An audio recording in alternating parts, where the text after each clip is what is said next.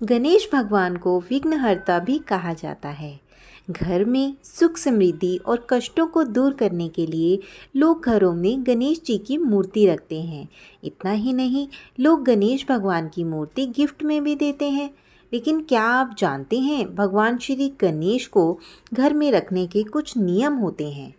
वास्तु के अनुसार अगर इन बातों को नज़रअंदाज कर दिया जाए तो ये अशुभ भी हो सकता है। तो आइए जानते हैं, घर में गणेश भगवान की मूर्ति को किसी दीवार या कोने में बिना सोचे समझे नहीं रख सकते। घर में बाथरूम की दीवार पर गणेश भगवान की मूर्ति कभी नहीं लगानी चाहिए। इतना ही नहीं, घर के बेडरूम में भी भगवान गणेश की मूर्ति लगाना शुभ नहीं होता। ऐसा करने से वैवाहिक जीवन में कलह और पति पत्नी के बीच बेवजह तनाव बना रहता है। वास्तुशास्त्र के अनुसार भगवान गणेश की नृत्य करती हुई मूर्ति भी घर में कभी नहीं लगानी चाहिए और ना ही ऐसी मूर्ति किसी को उपहार में देनी चाहिए। ऐसा कहा जाता है कि गणेश जी की नृत्य करती हुई मूर्ति घर में लगाने से घर में कलह कलेश होता है और अगर किसी को गिफ्ट में दें तो उनके घर भी कलह कलेश होने लगता है। और ऐसा कहा जाता है कि गणेश जी की मूर्ति किसी लड़की की शादी में देना अशुभ होता है। ऐसा इसलिए कहा जाता है कि लक्ष्मी और गणेश हमेशा साथ होते हैं। ऐसे घर में घर की लड़की के साथ गणेश जी भी दे देंगे तो घर की समृद्धि भी उनके साथ ही चली जाती है।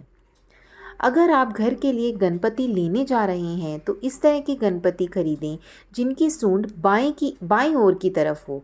घर के लिए हमेशा वाममुखी गणपति ही लाने चाहिए, क्योंकि दाईं ओर सूंड वाले गणपति की पूजा करने के लिए विशेष पूजा के नियमों का पालन करना पड़ता है। वास्तुशास्त्र के अनुसार नवविवाहित जोड़ा या फिर संतान प्राप्ति की इच्छा रखने वाले लोगों को घर में गणपति के बाल स्वरूप की मूर्ति रखनी चाहिए। धार्मिक मान्यता है कि इससे माता पिता के प्रति सम्मान रखने वाली संतान की प्राप्ति होती है।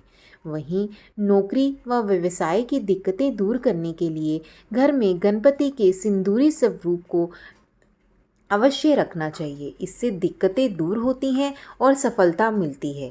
ऐसा कहा जाता है कि अगर आप घर के लिए गणपति लेने जा रहे हैं तो गणपति की बैठी हुई मूर्ति को शुभ माना जाता है। ऐसी मूर्ति की पूजा करने से स्थायी लाभ होता है। इतना ही नहीं, इस दौरान आने वाली रुकावटें भी दूर हो जाती हैं। गणपति की ऐसी मूर्ति ना लें जिसमें गणेश के कंधे पर नाग के रूप में जनेऊ ना हो। ऐसी मूर्ति को भी अशुभ माना जाता है जिसमें गणेश जी का वाहन ना हो। ऐसी प्रतिमा की पूजा करने से दोष लगता है। गणेश जी की ऐसी मूर्ति की स्थापना करें जिनके हाथों में पाश और अंकुश दोनों हों। शास्त्रों में गणपति के ऐसे ही रूप का वर्णन मिलता है।